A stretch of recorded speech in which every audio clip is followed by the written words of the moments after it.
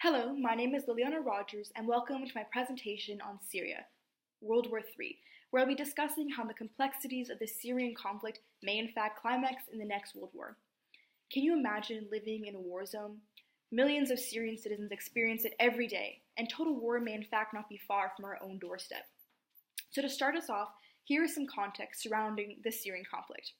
Following the Arab Spring in 2011, pro-democracy protesters took to the streets of Syria only to meet violence at the hands of the President Bashar al-Assad regime.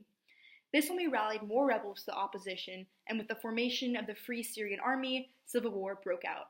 Over half of the country's population has been displaced, and over 450,000 people have been killed.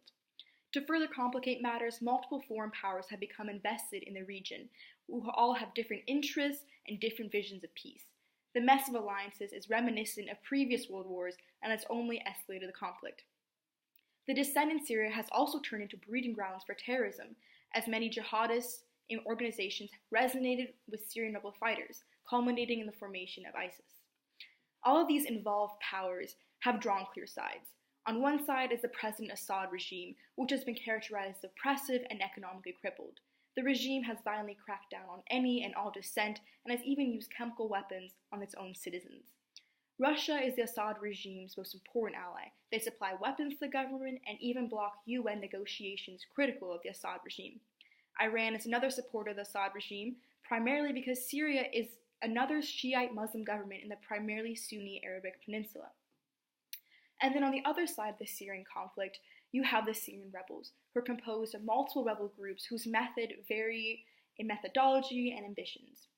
Some of their primary support comes from Saudi Arabia, a Sunni Muslim nation, Turkey, who has taken in over 2 million refugees, and the United States, a vocal and a forefront opposer of the Assad regime. And then you have ISIS, making the whole conflict even worse. So why is it that the Syrian Civil War can spiral into World War III? Every power invested in Syria has a different stake at risk, ranging from financial investments to military dominance to histories of bloody feuds. So here are just a few examples. Israel, a country with likely nuclear capacity, is involved because Iran, a country who denies their statehood and sovereignty, is. They feel threatened, which is not a good thing to be when you and your enemy are both armed with weapons of mass destruction. Then Russia is also involved in Syria because they're attempting to reassert themselves as a world player. And then you have lingering tensions with the United States. From the Cold War, it's not a good thing, and it's becoming very apparent. There's also centuries of ethnic tensions and religious divide that are at stake. Like I mentioned, the Syrian Civil War has turned into a bit of a stage for the religious divisions between Sunni and Shiite Muslims, with the different nations lining up on either side. And this is something that will not easily be forgotten, as this religious division has already resulted in a perpetual cycle of bloodshed. And in the Middle East is also a hotbed of oil rights. It's a recipe for financial and economic tension, which is never a good thing. So let's get our expert opinion. Is World War III on our doorstep? Many say yes, many claim that it will in fact culminate from many factors. Yondan Latu, a chief news editor at The Post, says yes, and that it will stem directly from Syria. And then John Bolton, the U.S. National Security Advisor, also says yes, that World War III is on our doorstep, but that it will culminate from many conflicts, including Syria, Iran, Gaza Strip, the multiple natural epidemics, and just all these detrimental factors that are plaguing our international community. So in conclusion, the next World War may be closer to us than we would like to think.